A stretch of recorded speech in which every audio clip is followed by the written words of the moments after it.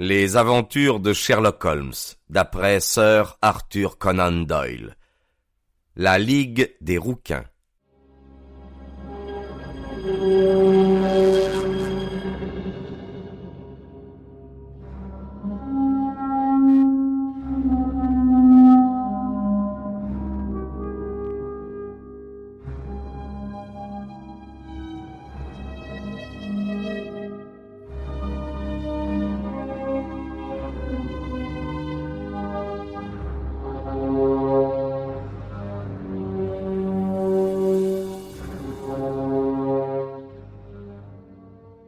Un jour de l'automne dernier, je m'étais rendu chez mon ami Sherlock Holmes.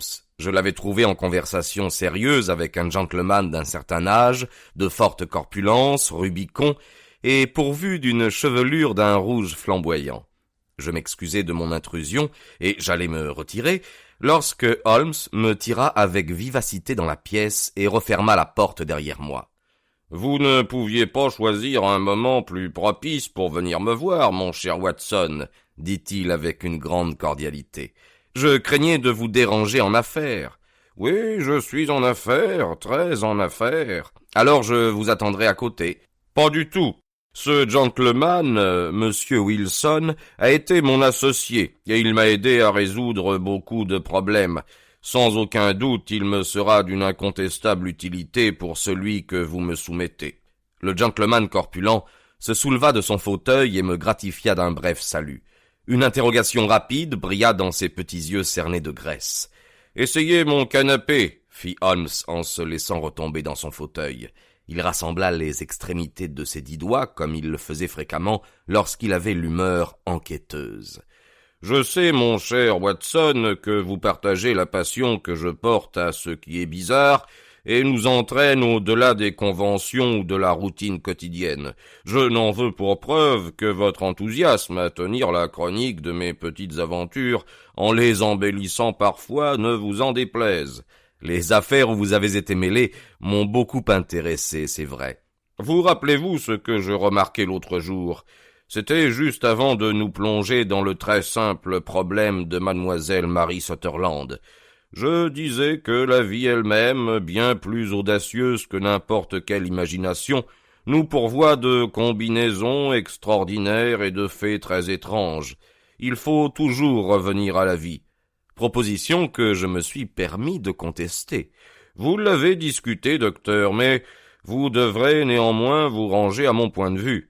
Sinon, j'entasserai les preuves sous votre nez jusqu'à ce que votre raison vacille et que vous vous rendiez à mes arguments. Cela dit, monsieur Jabez Wilson, ici présent, a été assez bon pour passer chez moi. Il a commencé un récit qui promet d'être l'un des plus sensationnels que j'ai entendus ces derniers temps.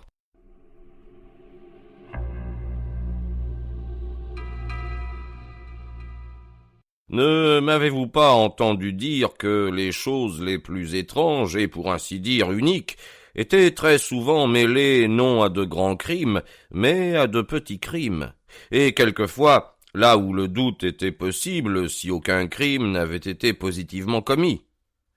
Jusqu'ici, je suis incapable de préciser si l'affaire en question annonce ou non un crime. Pourtant, les circonstances sont certainement exceptionnelles. Peut-être M. Wilson aura-t-il la grande obligeance de recommencer son récit. Je ne vous le demande pas uniquement parce que mon ami le docteur Watson n'a pas entendu le début, mais la nature particulière de cette histoire me fait désirer avoir de votre bouche un maximum de détails.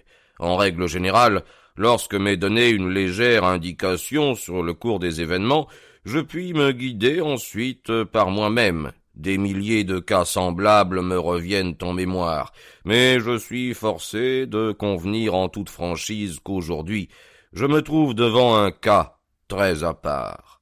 Le client corpulent bomba le torse avec une fierté visible, avant de tirer de la poche intérieure de son pardessus un journal sale et chiffonné. Tandis qu'il cherchait au bas de la colonne des petites annonces, sa tête s'était inclinée en avant, et je pus le regarder attentivement. Tentant d'opérer selon la manière de mon compagnon, je m'efforçai de réunir quelques remarques sur le personnage d'après sa mise et son allure. Mon inspection ne me procura pas beaucoup de renseignements. Notre visiteur présentait tous les signes extérieurs d'un commerçant britannique moyen. Il était obèse, il pontifiait, il avait l'esprit lent. Il portait un pantalon à carreaux qui aurait fait les délices d'un berger, gris et terriblement ample.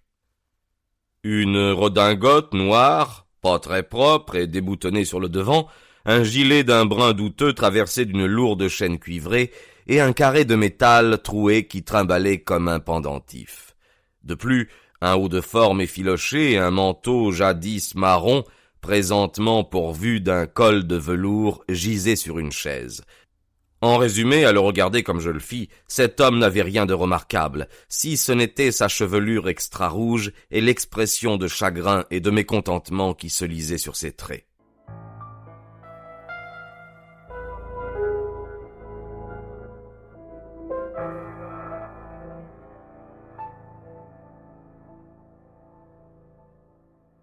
L'œil vif de Sherlock Holmes me surprit dans mon inspection, et il secoua la tête en souriant lorsqu'il remarqua mon regard chargé de questions. En dehors des faits évidents que M. Wilson a quelque temps pratiqué le travail manuel, qu'il prise, qu'il est franc-maçon, qu'il est allé en Chine et qu'il a beaucoup écrit ces derniers temps, je ne puis déduire rien d'autre, dit Holmes. M. Jabez Wilson sursauta dans son fauteuil. Il garda le doigt sur son journal, mais il dévisagea mon camarade avec ahurissement. « Comment diable savez-vous tout cela, monsieur Holmes? Comment savez-vous, par exemple, que j'ai pratiqué le travail manuel? C'est vrai comme l'Évangile, j'ai débuté dans la vie comme charpentier à bord d'un bateau. »« Vos mains me l'ont dit, cher monsieur. Votre main droite est presque 2 fois plus large que la gauche. Vous avez travaillé avec elle et ses muscles ont pris de l'extension. »« Bon, mais que je prise et que je suis franc-maçon. » Je ne ferai pas injure à votre intelligence en vous disant comment je l'ai vu, d'autant plus que, en contradiction avec le règlement de votre ordre, vous portez en guise d'épingle de cravate un arc et un compas. Ah, bien sûr, je l'avais oublié. Mais pour ce qui est d'écrire, que peut indiquer d'autre cette manchette droite s'illustrer et cette tache claire près du coude gauche à l'endroit où vous posez votre bras sur votre bureau? Soit, mais la Chine. Légèrement au-dessus de votre poignet droit, il y a un tatouage, le tatouage d'un poisson qui n'a pu être fait qu'en Chine. J'ai un peu étudié les tatouages et j'ai même apporté ma contribution à la littérature qui s'est occupée d'eux. Cette façon de teindre en rose délicat les écailles d'un poisson ne se retrouve qu'en Chine. Quand de surcroît je remarque une pièce de monnaie chinoise pendue à votre chaîne de montre, le doute ne m'est plus permis.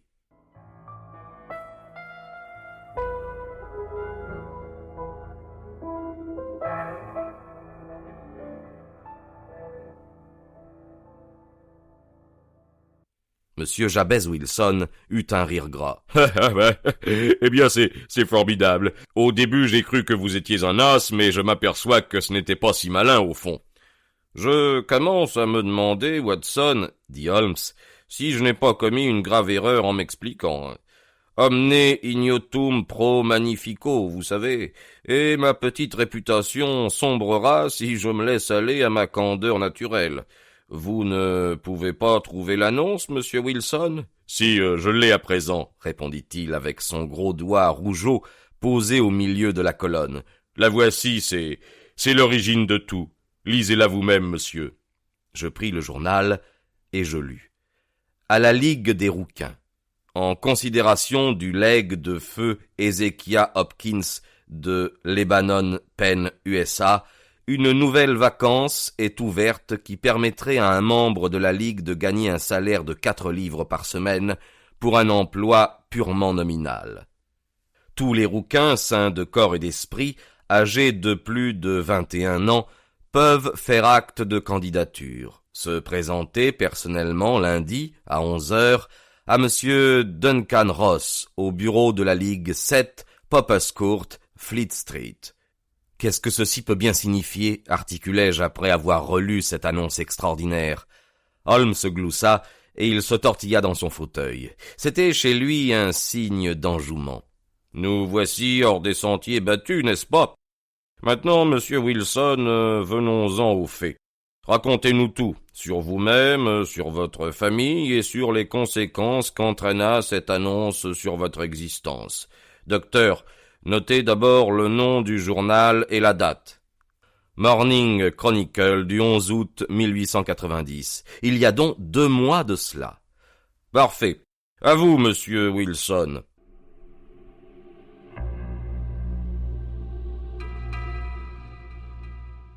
Eh bien, les choses sont exactement celles que je viens de vous dire, monsieur Holmes, dit Jabez Wilson en s'épongeant le front.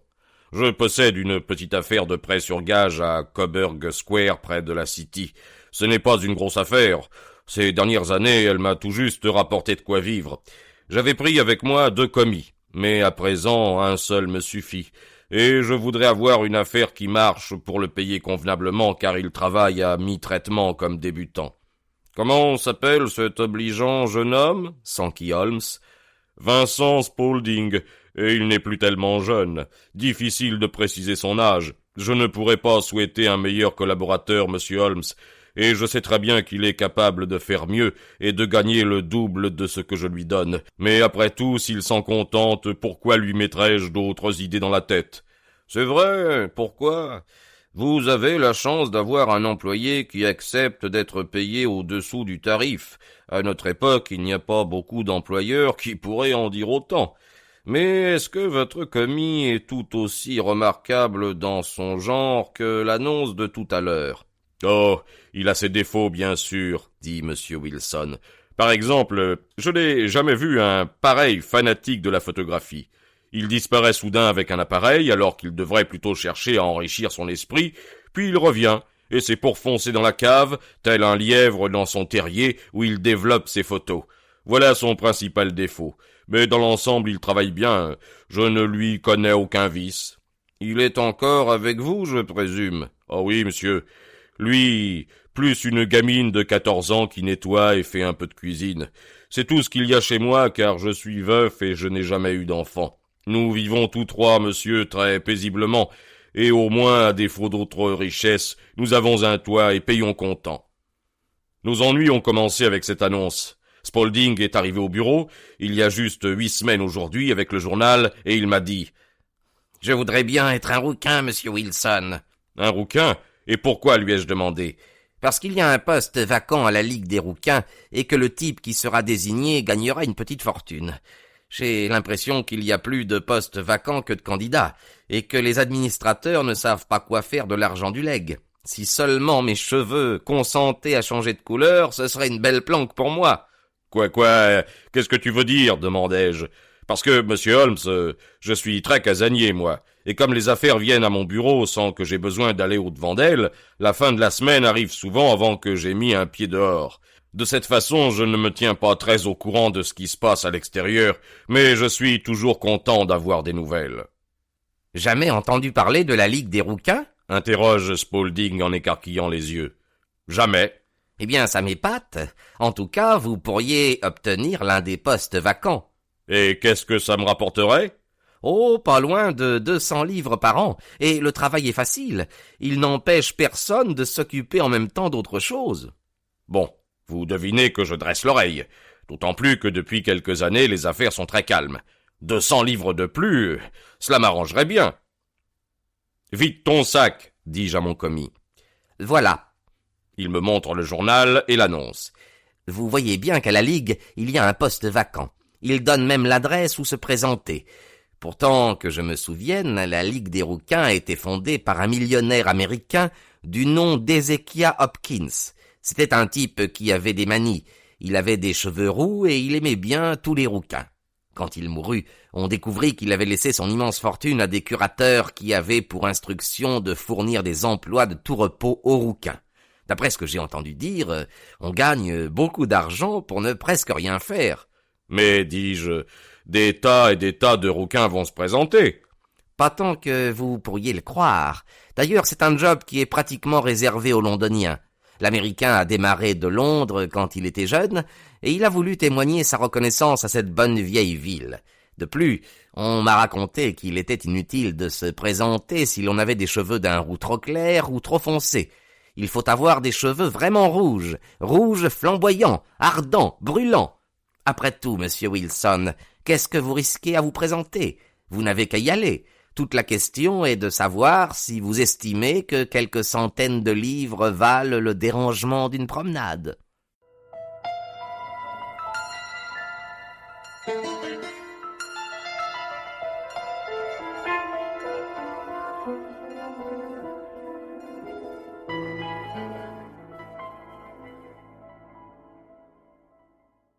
C'est un fait, messieurs, dont vous pouvez vous rendre compte. J'ai des cheveux d'une couleur voyante, mais pure. Il m'a donc semblé que dans une compétition entre rouquins, j'avais autant de chance que n'importe qui. Vincent Spaulding paraissait si au courant que je me dis qu'il pourrait m'être utile, alors je lui commandai de fermer le bureau pour la journée et de venir avec moi. Un jour de congé n'a jamais fait peur à un commis. Nous partîmes donc tous les deux pour l'adresse indiquée par le journal. Je ne reverrai certainement jamais un spectacle pareil, monsieur Holmes. Venus du nord, du sud, de l'est, de l'ouest, tous les hommes qui avaient une vague teinte de roux dans leurs cheveux s'étaient précipités vers la City. Fleet Street était bondée de rouquins. Pop's Court ressemblait à un chargement d'oranges. Je n'aurais pas cru qu'une simple petite annonce déplacerait tant de gens. Toutes les nuances étaient représentées. Jaune paille, citron, orange, brique, céter irlandais, argile, foie malade. Mais Spaulding avait raison. Il n'y en avait pas beaucoup à posséder une chevelure réellement rouge et flamboyante. Lorsque je vis toute cette cohue, j'aurais volontiers renoncé, mais Spaulding ne voulut rien entendre. Comment se débrouilla-t-il pour me pousser, me tirer, me faire fendre la foule et m'amener jusqu'aux marches qui conduisaient au bureau, ça je ne saurais le dire. Dans l'escalier, le flot des gens qui montaient plein d'espérance côtoyait le flot de ceux qui redescendaient blackboulés. Bientôt, nous pénétrâmes dans le bureau. « C'est une aventure passionnante », déclara Holmes tandis que son client s'interrompait pour rafraîchir sa mémoire à l'aide d'une bonne prise de tabac. « Je vous en prie, continuez votre récit. Vous ne pouvez pas savoir à quel point vous m'intéressez. » Dans le bureau, reprit Jabez Wilson, le mobilier se composait de 2 chaises de bois et d'une table en sapin. Derrière cette table était assis un petit homme. Il était encore plus rouquin que moi. À chaque candidat qui défilait devant lui, il adressait quelques paroles, mais il s'arrangeait toujours pour trouver un défaut éliminatoire. Obtenir un emploi ne paraissait pas du tout à la portée de n'importe qui à cette ligue. Pourtant, quand vint notre tour, le petit homme me fit un accueil plus chaleureux qu'aux autres. Il referma la porte derrière nous. Nous eûmes ainsi la possibilité de discuter en privé. « Monsieur Jabez Wilson ambitionne, déclara mon commis, d'obtenir le poste vacant à la Ligue. »« Ambition qui me semble très légitime, » répondit l'autre. « Il possède à première vue les qualités requises, et même je ne me rappelle pas avoir vu quelque chose d'aussi beau. » Il recula d'un pas, pencha la tête de côté et contempla mes cheveux avec une sorte de tendresse. Je commençai à ne plus savoir où me mettre. Tout à coup, il plongea littéralement en avant, me secoua la main et avec une chaleur extraordinaire, me félicita de mon succès. «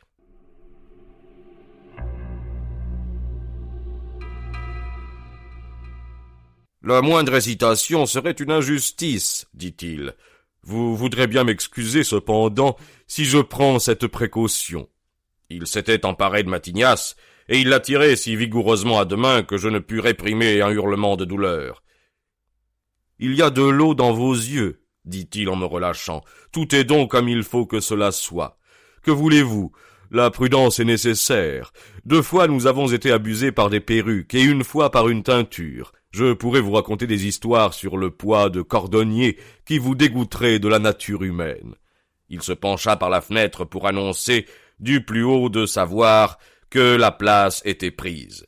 Un sourd murmure de désappointement parcourut la foule, qui s'égaya dans toutes les directions.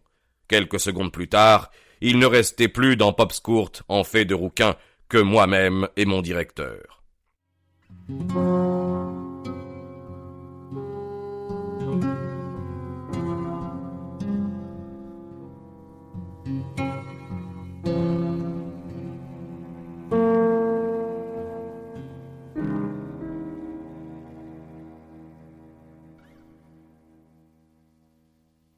Je m'appelle Duncan Ross. Je suis moi-même l'un des bénéficiaires du fonds qu'a laissé notre noble bienfaiteur. Êtes-vous marié, monsieur Wilson? Avez-vous des enfants? Je répondis que je n'avais ni femme ni enfant. La satisfaction disparut de son visage. Mon Dieu, soupira-t-il, voilà qui est très grave. Je suis désolé d'apprendre que vous n'avez ni femme ni enfant. Le fonds est destiné, bien entendu, non seulement à maintenir la race des rouquins, mais aussi à aider à sa propagation et à son extension. C'est un grand malheur que vous soyez célibataire. Ma figure s'allongea, monsieur Holmes. J'ai cru que j'allais perdre cette place. Après avoir médité quelques instants, il me dit que néanmoins je demeurais agréé. S'il s'agissait d'un autre, déclara-t-il, je serais inflexible, mais nous devons nous montrer indulgents à l'égard d'un homme qui a de tels cheveux. Quand serez-vous à même de prendre votre poste? Eh bien, c'est un peu délicat, car j'ai déjà une occupation. Oh, ne vous tracassez pas à ce sujet, monsieur Wilson, dit Vincent Spaulding. Je veillerai sur votre affaire à votre place. Quelles seraient mes heures de travail, demandai-je. De 10 heures à 2 heures. Vous savez, monsieur Holmes, les affaires d'un prêteur sur gage se traitent surtout le soir, spécialement le jeudi et le vendredi, qui précèdent le jour de la paix. C'est pourquoi cela me convenait tout à fait de gagner un peu d'argent le matin. De plus, mon commis était un brave garçon sur qui je pouvais compter. D'accord pour les heures, dis-je, et pour l'argent. Vous toucherez 4 livres par semaine. Pour quel travail? Le travail est purement nominal. Mais qu'est-ce que vous entendez par purement nominal? Eh bien, vous devrez être présent au bureau pendant vos heures. Si vous sortez, le contrat sera automatiquement rompu sans recours. Le testament est formel là-dessus. Pour peu que vous bougiez du bureau entre 10 heures et 2 heures, vous ne vous conformeriez pas à cette condition. Ah, il ne s'agit que de 4 heures par jour. Je ne devrais donc même pas songer à sortir. Aucune excuse ne sera acceptée, précisa M. Duncan Ross. Ni une maladie, ni votre affaire personnelle, ni rien. Vous devrez rester ici, faute de quoi vous perdrez votre emploi. Ah, il travaille. Il consiste à recopier l'encyclopédie britannique. Le premier volume est là. À vous de vous procurer votre encre, votre plume et votre papier. Nous vous fournissons cette table et une chaise. Serez-vous prêt demain? Ah, certainement. Alors au revoir, monsieur Jabez Wilson. Et encore une fois, acceptez tous mes compliments pour la situation importante que vous avez conquise. Il s'inclina en me congédiant. Me voilà rentrant chez moi, accompagné de mon commis. Je ne savais plus très bien ce que je faisais ou disais, tant j'étais heureux. Toute la journée, j'ai tourné et retourné l'affaire dans ma tête. Le soir, le cafard m'a pris. À force de réfléchir, je m'étais en effet persuadé que cette combinaison ne pouvait être qu'une mystification ou une supercherie d'envergure, mais je ne distinguais pas dans quel but.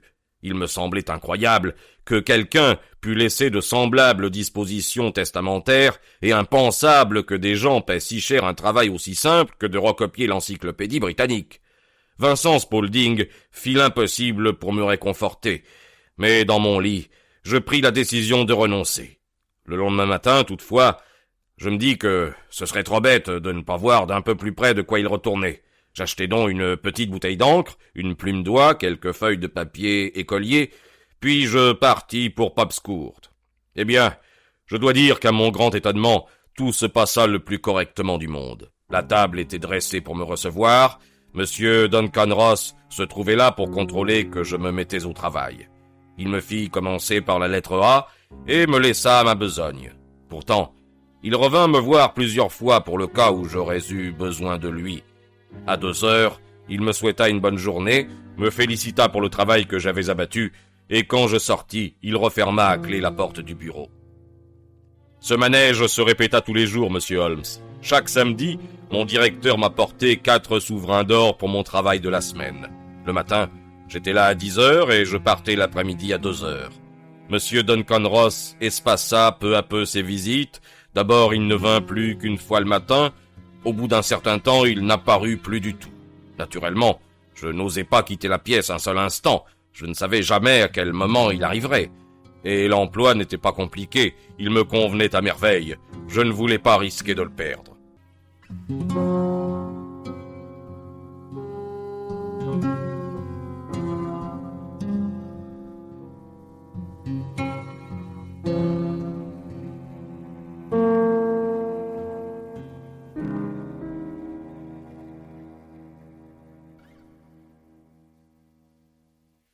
Huit semaines s'écoulèrent ainsi. J'avais écrit des tas de choses sur abbé, archer, armure, architecture, attique, et je comptais être mis bientôt sur la lettre B.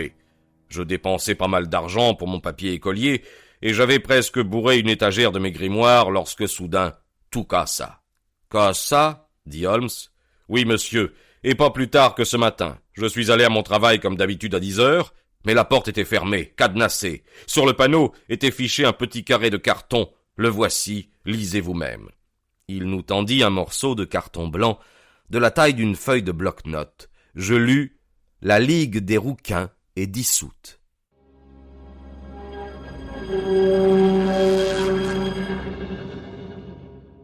Sherlock Holmes et moi considérâmes successivement ce bref faire-part et le visage lugubre de Jabez Wilson, jusqu'à ce que l'aspect comique de l'affaire vint supplanter tous les autres. Alors nous éclatâmes d'un rire qui n'en finissait plus. « Je regrette, je ne vois pas ce qu'il y a de si drôle !» s'écria notre client que notre hilarité fit rougir jusqu'à la racine de ses cheveux flamboyants. « Si vous ne pouvez rien d'autre pour moi que rire, j'irai m'adresser ailleurs. »« Non, non !» cria Holmes en le repoussant dans le fauteuil d'où il avait commencé à s'extraire. « Pour rien au monde, je ne voudrais manquer cette affaire. Elle est rafraîchissante, mais elle comporte, pardonnez-moi de m'exprimer ainsi, des éléments plutôt amusants. Veuillez nous dire maintenant ce que vous avez fait lorsque vous avez trouvé ce carton sur la porte. »« J'avais reçu un coup de massue, monsieur. Je ne savais pas à quel saint me vouer. Je fis le tour des bureaux voisins, mais tout le monde ignorait la nouvelle. En fin de compte, je me rendis chez le propriétaire. C'est un comptable qui habite au rez-de-chaussée. Je lui ai demandé s'il pouvait me dire ce qui était arrivé à la Ligue des rouquins. Il me répondit qu'il n'avait jamais entendu parler d'une semblable association. Alors je lui demandai qui était M. Duncan Ross.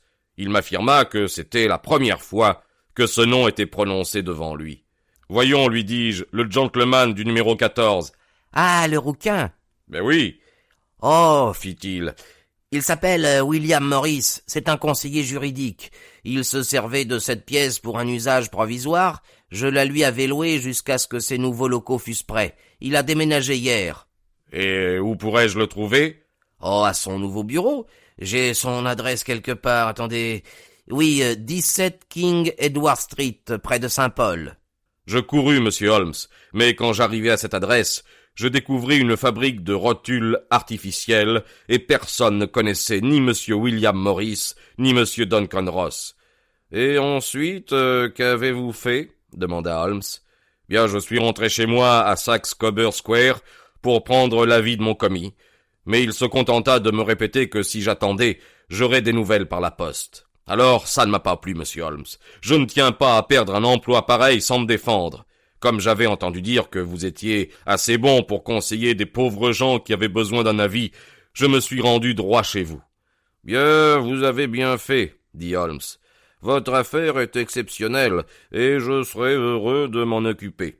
D'après votre récit, je crois possible que les suites soient plus graves qu'on ne le croirait à première vue. » « Plus grave » s'exclama M. Jabez Wilson. « Quoi, j'ai perdu cette semaine 4 livres sterling ?»« En ce qui vous concerne, personnellement, » observa Holmes, « je ne vois pas quel grief vous pourriez formuler contre cette ligue extraordinaire. Bien au contraire. Ne vous êtes-vous pas enrichi de quelques 30 livres ? Et je ne parle pas des connaissances que vous avez acquises gratuitement sur tous les sujets dont l'initiale était un A. Ces gens de la Ligue ne vous ont lésé en rien. »« Non, monsieur, mais je tiens à apprendre la vérité sur leur compte, qui ils sont et pourquoi ils m'ont joué cette farce, car c'en est une. Ils se sont bien amusés pour 32 livres. » « Nous nous efforcerons donc d'éclaircir à votre intention ces problèmes, monsieur Wilson. D'abord, 1 ou 2 questions, s'il vous plaît. Ce commis qui vous a soumis le texte de l'annonce, depuis combien de temps l'employez-vous ? » « 1 mois à peu près à l'époque. »« Comment l'avez-vous embauché ? » « À la suite d'une petite annonce. » Fut-il le seul à se présenter? Non, il y avait une douzaine de candidats. Et pourquoi l'avez-vous choisi, lui? Parce qu'il avait l'air débrouillard et qu'il consentait à entrer comme débutant. En fait, à demi-salaire. Oui. Comment est-il fait, ce Vincent Spaulding? Il est petit, fortement charpenté, très vif, chauve, bien qu'il n'ait pas 30 ans. Sur le front, il a une tache blanche, une brûlure d'acide.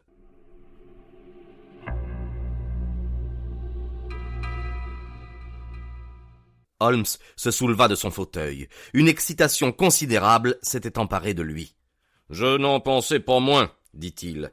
N'avez-vous pas observé que ses lobes sont percés comme par des boucles d'oreilles? » »« Si, monsieur. Il m'a dit qu'une sorcière les lui avait troués quand il était petit. » Fit Holmes en retombant dans ses pensées. « Et il est encore à votre service? »« Oh oui, monsieur, je viens juste de le quitter. »« Et pendant votre absence, il a bien géré votre affaire? » ?»« Rien à dire là-dessus, monsieur. D'ailleurs, il n'y a jamais grand-chose à faire le matin. »« Cela suffit, monsieur Wilson. Je serai heureux de vous faire connaître mon opinion d'ici un jour ou deux. Nous sommes aujourd'hui samedi, j'espère que la conclusion interviendra lundi. » Quand notre visiteur eut pris congé, Holmes m'interrogea. « Eh bien, Watson, qu'est-ce que vous pensez de tout cela ?»« Je n'en pense rien, répondis-je franchement. C'est une affaire fort mystérieuse. »« En règle générale, dit Holmes, plus une chose est bizarre, moins elle comporte finalement de mystère. Ce sont les crimes banals sans traits originaux qui sont vraiment embarrassants, de même qu'un visage banal est difficile à identifier. Mais il faut que je règle rapidement cela. »« Et qu'allez-vous faire ?»« Fumer, répondit-il. C'est le problème idéal pour 3 pipes, et je vous demande de ne pas me distraire pendant 50 minutes. » Il se roula en boule sur son fauteuil, avec ses genoux minces ramenés sous son nez aquilin, puis il demeura assis ainsi, les yeux fermés, sa pipe en terre noire, proéminée comme le bec d'un oiseau étrange.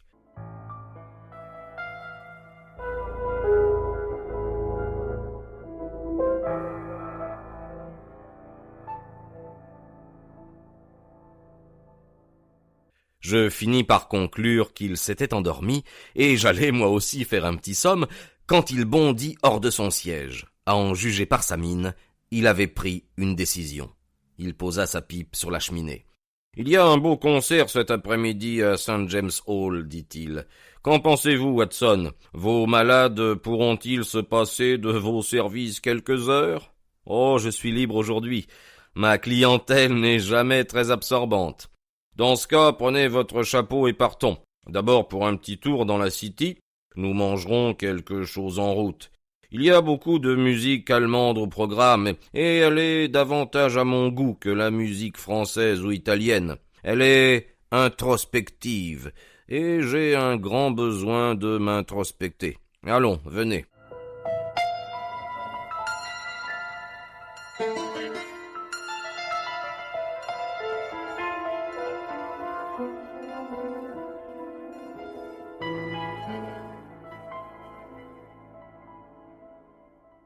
Nous prîmes le métro jusqu'à Aldergate. Une courte marche nous mena à Saxe-Coburg Square, l'une des scènes où s'était déroulée l'histoire peu banale que nous avions entendue. C'était une petite place de rien du tout, suant la misère sans l'avouer tout à fait. 4 rangées crasseuses de maisons de briques à 2 étages contemplaient une pelouse minuscule entourée d'une grille. Un sentier herbeux et quelques massifs de lauriers fanés y défendaient leur existence contre une atmosphère enfumée et ingrate. 3 boules dorées et un écriteau marron, avec Jabez Wilson écrit en lettres blanches à l'angle d'une maison, révélèrent le lieu où notre client rouquin tenait boutique. Sherlock Holmes s'arrêta devant la façade. Il pencha la tête de côté et la contempla. Entre ses paupières plissées, ses yeux brillaient. Lentement, il remonta la rue, puis la redescendit sans cesser de regarder les maisons, comme s'il voulait en percer les murs. Finalement, il retourna vers la boutique du prêteur sur gage. Il cogna vigoureusement 2 ou 3 fois le trottoir avec sa canne, avant d'aller à la porte et d'y frapper. Presque instantanément, on ouvrit. Un jeune garçon imberbe, à l'aspect fort éveillé, le pria d'entrer. Merci, dit Holmes. Je voudrais seulement que vous m'indiquiez, s'il vous plaît, le chemin pour regagner le Strand d'ici. La 3e à droite et la 4e à gauche, répondit aussitôt le commis en refermant la porte. Bien, il a l'esprit vif, ce type, observa Holmes quand nous nous fûmes éloignés. Selon moi, il est au royaume de l'habileté le 4e homme dans Londres. Quant à l'audace, il pourrait même prétendre à la 3e place. J'ai déjà eu affaire à lui autrefois.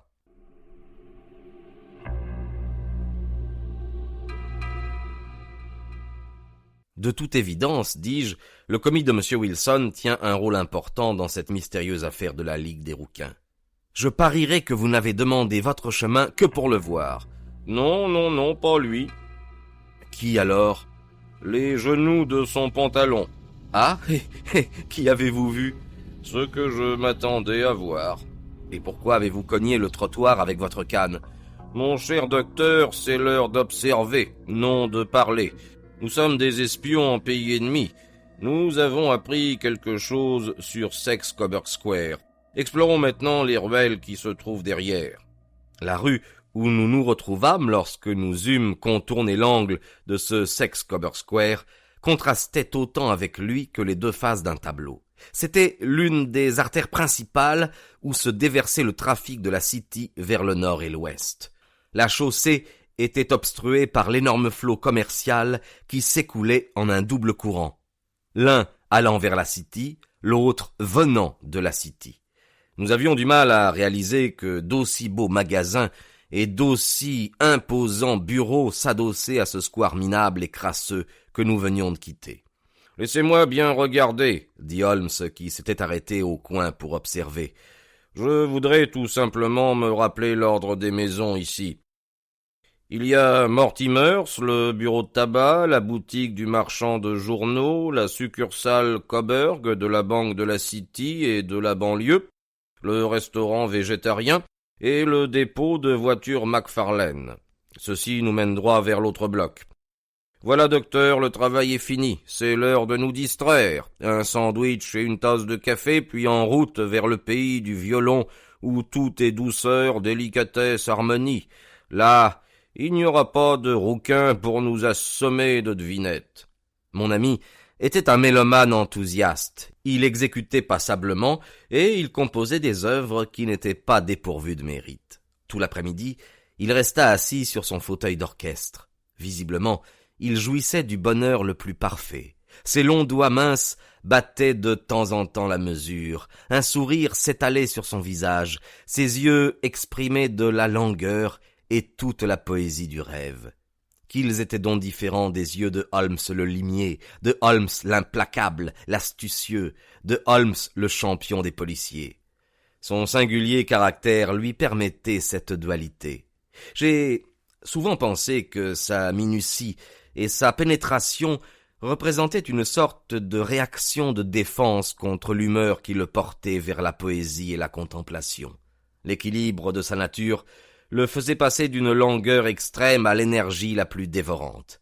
Je savais bien qu'il n'était jamais si réellement formidable que certains soirs où il venait de passer des heures dans son fauteuil parmi les improvisations ou ses éditions en gothique. Alors, l'appétit de la chasse s'emparait de lui, et sa logique se haussait au niveau de l'intuition, si bien que les gens qui n'étaient pas familiarisés avec ses méthodes le regardaient de travers, avec méfiance, comme un homme différent du commun des mortels. Quand je le vis ce soir-là s'envelopper de musique à St. James Hall, je sentis que de multiples désagréments se préparaient pour ceux qu'il s'était donné pour mission de pourchasser.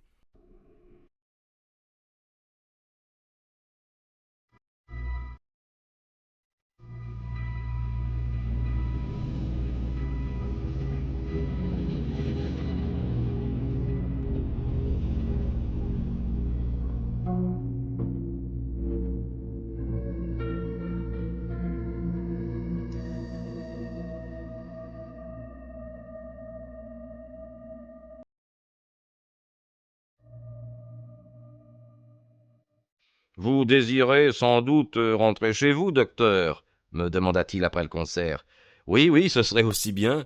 De mon côté, j'ai devant moi plusieurs heures de travail. L'affaire de Coburg Square est grave. Grave? Un crime considérable se mijote.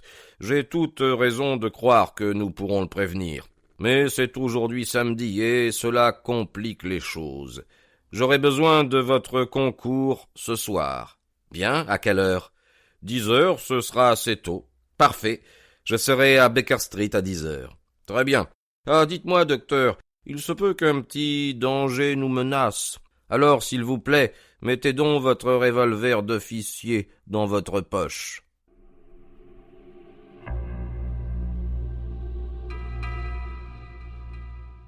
Il me fit signe de la main, vira sur ses talons et disparut dans la foule. Je ne crois pas avoir un esprit plus obtus que la moyenne, mais j'ai toujours été oppressé par le sentiment de ma propre stupidité au cours de mon commerce avec Sherlock Holmes. Dans ce cas-ci, j'avais entendu ce qu'il avait entendu. J'avais vu ce qu'il avait vu. Et cependant, il ressortait de ses propos qu'il discernait non seulement ce qui s'était passé, mais encore ce qui pouvait survenir, alors que, de mon point de vue, l'affaire se présentait sous un aspect confus et grotesque. Tandis que je roulais vers ma maison de Kensington, je me remémorais le tout, depuis l'extraordinaire récit du copieur roux de l'encyclopédie britannique, jusqu'à notre visite à Coburg Square, sans oublier la petite phrase de mauvais augure qu'il m'avait lancée en partant. Qu'est-ce que c'était que cette expédition nocturne? Pourquoi devrais-je y participer armé? Où irions-nous? Et que ferions-nous? Holmes m'avait indiqué que le commis du prêteur sur gage était un as, un homme capable de jouer un jeu subtil et dur.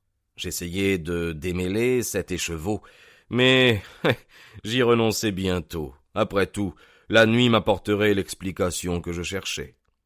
À 9h15, je sortis de chez moi, et par le parc et Oxford Street, je me dirigeai vers Baker Street. Devant la porte, 2 fiacres étaient rangés. Passant dans le couloir, j'entendis au-dessus un bruit de voix. De fait, quand j'entrai dans la pièce qui servait de bureau à Holmes, celui-ci était en conversation animée avec 2 hommes. J'en reconnus un aussitôt, c'était Peter Jones, officier de police criminelle. L'autre était long et mince. Il avait le visage triste, un chapeau neuf et une redingote terriblement respectable. « Ah, nous sommes au complet !» s'exclama Holmes en prenant son lourd stick de chasse. « Watson, je crois que vous connaissez Monsieur Jones de Scotland Yard. Permettez-moi de vous présenter Monsieur Merryweather, qui va nous accompagner dans nos aventures nocturnes. » « Vous voyez, docteur, dit Jones avec l'air important qui ne le quittait jamais, encore une fois, nous voici partants pour une chasse à 2. Notre ami est merveilleux pour donner le départ. Il n'a besoin que d'un vieux chien pour l'aider à dépister le gibier. »« J'espère, murmura lugubrement M. Merryweather, que nous trouverons en fin de compte autre chose qu'un canard sauvage. »« Vous pouvez avoir pleine et entière confiance en M. Holmes, dit fièrement l'officier de police. Il a ses petites méthodes qui sont, s'il me permet de l'avouer, un tout petit peu trop théoriques et bizarres, mais c'est un détective né. Il n'est pas exagéré de dire qu'une fois ou 2, notamment dans cette affaire de meurtre à Brixton Road ou dans le trésor d'Agra, il a vu plus clair que la police officielle. « Oh, si vous êtes de cet avis, monsieur Jones, tout est parfait. » s'écria l'étranger avec déférence. « Pourtant, je vous confesse que mon bridge me manque. C'est depuis 27 ans la première fois que je ne joue pas ma partie le samedi soir. »« Je crois que vous ne tarderez pas à vous apercevoir, dit Holmes, que vous n'avez jamais joué aussi gros jeu. La partie de ce soir sera donc passionnante. Pour vous, monsieur Merryweather, il s'agit de quelque 30 000 livres. Pour vous, Jones, il s'agit de l'homme que vous voulez tant prendre sur le fait. »« John Clay, assassin, voleur, faussaire, faux-monnayeur. C'est un homme jeune, monsieur Merryweather, et cependant, il est à la tête de sa profession. Il n'y a pas un criminel dans Londres à qui je passerai les menottes avec plus de plaisir. Un type remarquable, ce John Clay. Son grand-père était un duc royal. Lui-même a fait ses études à Eton et à Oxford. Il a le cerveau aussi agile que ses doigts, et à chaque instant nous repérons sa trace. Mais quant à trouver l'homme, ça... Un jour, il fracturera un coffre en Écosse, et le lendemain, il quêtera dans les Cornouailles pour la construction d'un orphelinat. Il y a des années que je le piste, et je ne suis jamais parvenu à l'apercevoir. J'espère que j'aurai la joie de vous le présenter cette nuit.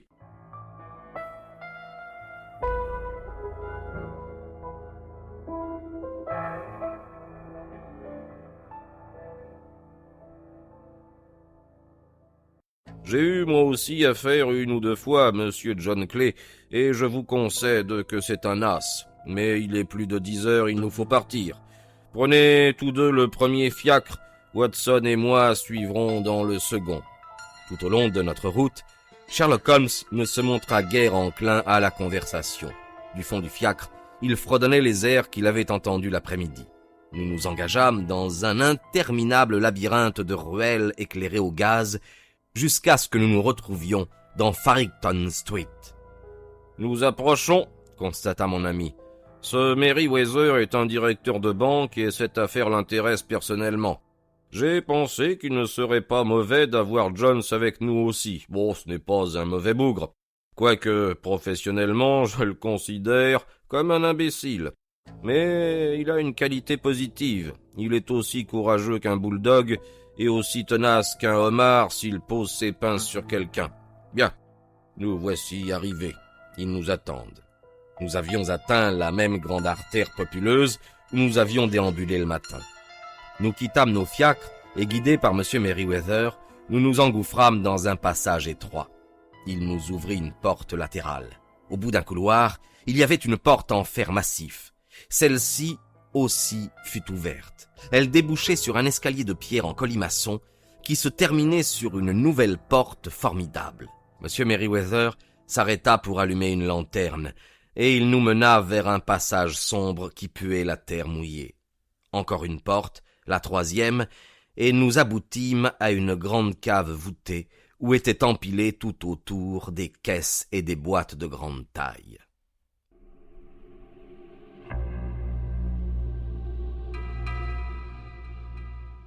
Par le haut, vous n'êtes pas trop vulnérable, remarqua Holmes en levant la lanterne et en regardant autour de lui. Ni par le bas, dit M. Merryweather en frappant de son stick les dalles du sol. Mon Dieu, s'écria-t-il, elle sonne creux. Je dois réellement vous prier de vous tenir un peu plus tranquille, dit Holmes avec sévérité.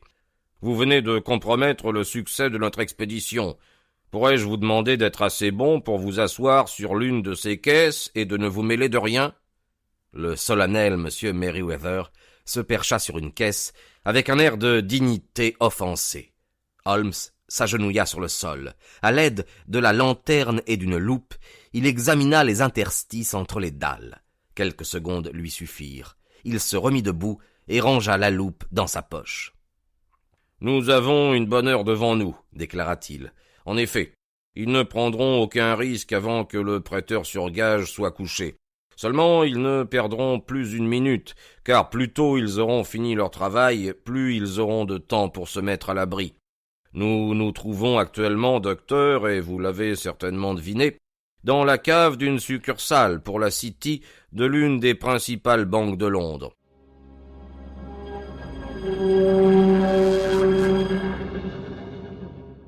Monsieur Merryweather est le président du conseil d'administration et il vous expliquera les raisons pour lesquelles les criminels les plus audacieux de la capitale n'auraient pas tort de s'intéresser à présent à cette cave. « C'est notre or français », chuchota le président, « et nous avons été avertis à plusieurs reprises qu'un coup était en préparation. »« Votre or français ? Oui, il y a quelques mois, nous avons eu occasion de consolider nos ressources. À cet effet, nous avons emprunté 30 000 Napoléons à la Banque de France. Mais dans la City, on a appris que nous n'avons jamais eu besoin de cet argent frais et qu'il était dans notre cave. La caisse sur laquelle je suis assis contient 2000 Napoléons enveloppés de papier de plomb. Notre réserve métallique est beaucoup plus forte en ce moment que celle qui est généralement affectée à une simple succursale, et la direction redoute quelque chose. « Crainte tout à fait justifiée, » ponctua Holmes. « Maintenant, il serait temps d'arranger nos petits plans. Je m'attends à ce que l'affaire soit mûre dans 1 heure. D'ici là, monsieur Merryweather, faites tomber le volet de votre lanterne. »« Alors nous resterons dans le noir ? » J'en ai peur. J'avais emporté un jeu de cartes, monsieur Merryweather, et je pensais que, puisque nous serions 4, vous auriez pu faire quand même votre partie de bridge. Mais l'ennemi a poussé si loin ses préparatifs que toute lumière nous est interdite. Première chose à faire, choisir nos places. Nos adversaires sont gens audacieux. Nous aurons l'avantage de la surprise, c'est entendu. Mais si nous ne prenons pas le maximum de précautions, gare à nous. Je me tiendrai derrière cette caisse. Vous autres, dissimulez-vous derrière celle-là. Quand je projetterai de la lumière sur eux, cernez-les en vitesse. Et s'ils tirent, Watson, n'ayez aucun scrupule. Abattez-les comme des chiens. Je posai mon revolver armé sur la caisse en bois derrière laquelle je m'accroupis. Holmes abaissa le volet de la lanterne. Nous fûmes plongés dans l'obscurité, et cette obscurité me parut effroyablement opaque. L'odeur du métal chauffé demeurait pour nous convaincre que la lumière n'était pas éteinte et qu'elle jaillirait au moment propice. Mes nerfs, exaspérés par cet affût particulier, me rendaient plus sensible à l'atmosphère glacée et humide de la cave. « Ils n'ont qu'une retraite possible, » chuchota Holmes. « La maison de Sex-Cobber Square. Je pense que vous avez fait ce que je vous avais demandé, Jones. » Un inspecteur et 2 agents font le guet devant la porte. Par conséquent, tous les trous sont bouchés. Il ne nous reste plus qu'à nous taire et à attendre. Comme le temps nous sembla long. En confrontant nos souvenirs ensuite, nous découvrîmes qu'il ne s'était écoulé qu'1 heure et quart avant l'action. Nous aurions juré que la nuit entière avait passé et que l'aube blanchissait déjà le ciel au-dessus de nos têtes. J'avais les membres raides et endoloris, car j'avais peur de faire du bruit en changeant de position. Quant à mes nerfs, ils étaient tellement tendus que je percevais la respiration de mes 3 compagnons. Je distinguais même celle de Jones, plus lourde, de celle du président du conseil d'administration de la banque, qui ressemblait à une poussée régulière de soupirs. De ma place, je pouvais observer les dalles par-dessus la caisse. Soudain, mes yeux aperçurent le trait d'une lumière. D'abord, ce ne fut qu'une étincelle rougeâtre sur le sol dallé, puis elle s'allongea jusqu'à devenir une ligne jaune. Et alors, sans le moindre bruit, une fente se produisit et une main apparut, blanche, presque féminine. Cette main se posa au centre de la petite surface éclairée. Elle tâtonna alentour. Pendant 1 minute ou 2, la main, avec ses doigts crispés, émergea du sol. Puis elle se retira aussi subitement qu'elle était apparue. Tout redevint noir, à l'exception de cette unique lueur rougeâtre qui marquait une fente entre 2 dalles. La disparition de la main, cependant, ne fut que momentanée. Dans un bruit de déchirement, d'arrachement, l'une des grosses dalles blanches se souleva sur un côté. Un trou carré béant se creusa et une lanterne l'éclaira. Par-dessus le rebord, un visage enfantin, imberbe, surgit. Il inspecta les caisses du regard. De chaque côté de l'ouverture, ainsi pratiquée dans le sol, une main s'agrippa. Les épaules émergèrent, puis la taille. Un genou prit appui sur le rebord. L'homme se mit debout à côté du trou. Et presque au même instant, se dressa derrière lui un complice, aussi agile et petit que lui, avec un visage blême et une tignasse d'un rouge flamboyant. « Tout va bien, murmura-t-il. T'as les ciseaux, les sacs ? Oh bon Dieu, saute, Archie, saute. Je m'en débrouillerai tout seul. » Sherlock Holmes avait bondi et empoigné l'homme. L'autre plongea par le trou et j'aperçus le bruit d'une étoffe qui se déchirait, car Jones l'avait happé par son vêtement. La lumière fit luire le canon d'un revolver, mais Holmes frappa le poignet d'un coup de stick et l'arme tomba sur le sol. « Inutile, John Clay !» articula Holmes avec calme. « Vous n'avez plus aucune chance. »« J'ai compris, » répondit le bandit avec le plus grand sang-froid. « J'espère que mon copain s'en est tiré, bien que vous ayez eu les pans de sa veste. »« Il y a 3 hommes qui l'attendent à la porte, » dit Holmes. « Oh, vraiment ? Vous me paraissez n'avoir rien oublié. Puis-je vous féliciter ? » « Bien, moi aussi, je vous félicite, » dit Holmes. « Votre idée des rouquins était très originale et efficace. »« Vous retrouverez bientôt votre copain, » dit Jones. « Il descend dans les trous plus vite que moi. Tendez-moi les poignets afin que j'attache les menottes. »« Je vous prie de ne pas me toucher avec vos mains crasseuses, » observa notre prisonnier tandis que les cercles d'acier se refermaient autour de ses poignets. Vous ignorez peut-être que j'ai du sang royal dans les veines. Ayez la bonté, quand vous vous adresserez à moi, de m'appeler monsieur et de me dire s'il vous plaît. »« D'accord, » répondit Jones ahuri mais ricanant. « Eh bien, voulez-vous, s'il vous plaît, monsieur, monter par l'escalier? Nous trouverons en haut un carrosse qui transportera votre Altesse au poste de police. » »« Voilà qui est mieux, » dit John Clay avec sérénité. Il s'inclina devant nous trois et sortit paisiblement sous la garde du policier.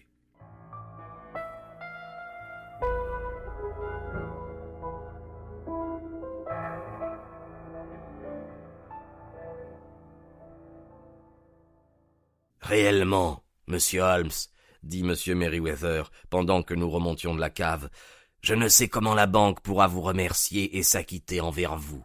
Sans aucun doute, vous avez découvert et déjoué une tentative de cambriolage comme je n'en avais encore jamais vu dans une banque. « J'avais un petit compte à régler avec monsieur John Clay, sourit Holmes. Dans cette affaire, mes frais ont été minimes. J'espère néanmoins que la banque me les remboursera. En dehors de cela, je suis largement récompensé parce que j'ai vécu une expérience pour ainsi dire unique et que la Ligue des Rouquins m'a été révélée. Elle était très remarquable. »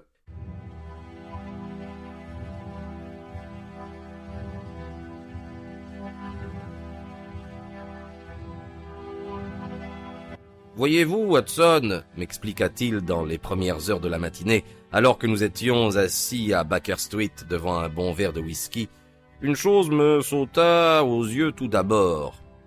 Cette histoire assez incroyable d'une annonce publiée par la soi-disant Ligue des Rouquins et de la copie de l'encyclopédie britannique ne pouvait avoir d'autre but que de retenir chaque jour hors de chez lui notre prêteur sur gage.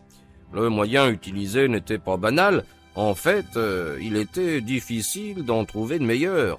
C'est indubitablement la couleur des cheveux de son complice qui inspira l'esprit subtil de Clay.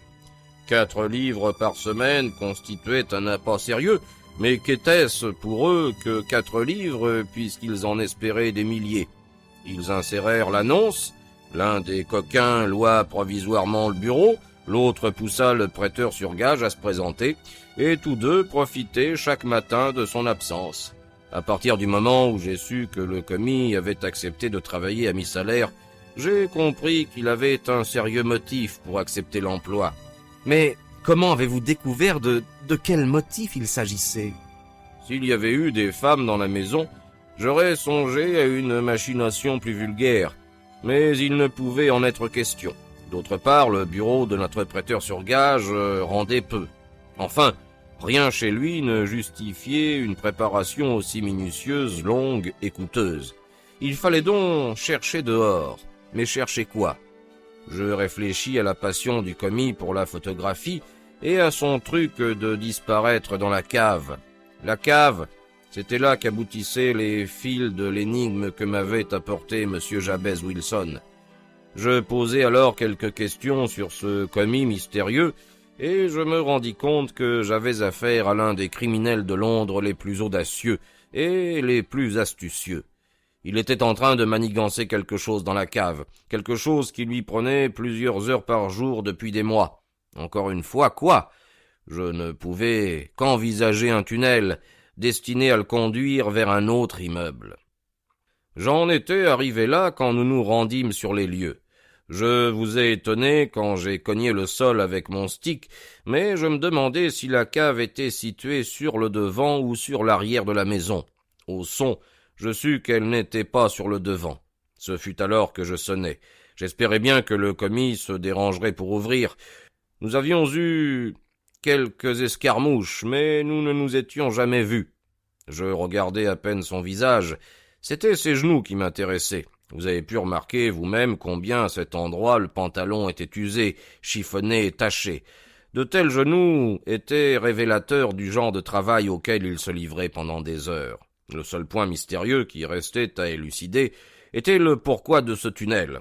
En me promenant dans le coin, je constatai que la banque de la City et de la banlieue attenait à la maison de Jabez Wilson. Quand vous rentrâtes chez vous après le concert, j'alertai Scotland Yard et le président du conseil d'administration de la banque, et la conclusion fut ce que vous avez vu. Et comment avez-vous pu prévoir qu'ils feraient dès le soir leur tentative? À partir du moment où le bureau de la Ligue était fermé, il était certain qu'il ne se souciait plus que Jabez Wilson fût absent de chez lui. Par ailleurs, il était capital de leur point de vue qu'ils se dépêchassent, car le tunnel pouvait être découvert ou l'or changé de place. Le samedi leur convenait bien, car ils avaient 2 jours pour disparaître. C'est pour toutes ces raisons que je les attendais pour hier soir. Oh, votre logique est merveilleuse, m'écriai-je avec une admiration non feinte. La chaîne est longue, et cependant chaque anneau se tient. La logique me sauve de l'ennui, répondit-il en bâillant. Hélas, je le sens qui me cerne encore. Ma vie est un long effort pour m'évader des banalités de l'existence. Ces petits problèmes m'y aident. Et de plus, vous êtes un bienfaiteur de la société, ajoutai-je. Il haussa les épaules. Peut-être, après tout, cela sert-il à quelque chose. L'homme n'est rien, c'est l'œuvre qui est tout, comme Flaubert l'écrivait à George Sand.